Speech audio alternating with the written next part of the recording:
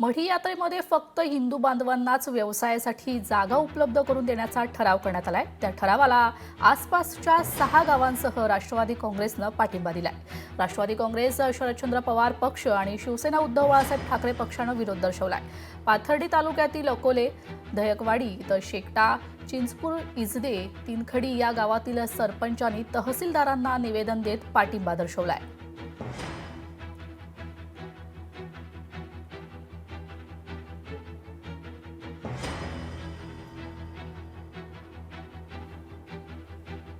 सर्व धर्म जातीचे लोक इथं भक्तिभावाने येतात।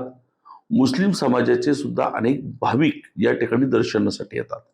आज त्या देवस्थानच्या वाद असलेल्या अध्यक्षपदी असलेल्या व्यक्तीनं जे स्टेटमेंट केलेलं आहे, तर ह्याच व्यक्तीनं ह्याच मंदिरामध्ये गोळीबार केलेला आहे, पावित्र्याचा भंग त्यांनी केलेला आहे।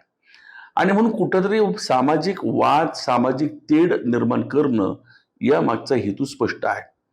मुळामध्ये ग्रामसभेचा ठराव करणं ही घटनाबाह्य आहे आणि म्हणून ह्या घटनेची दखल जिल्हा प्रशासनाने त्वरित घ्यावी, कारवाई करावी।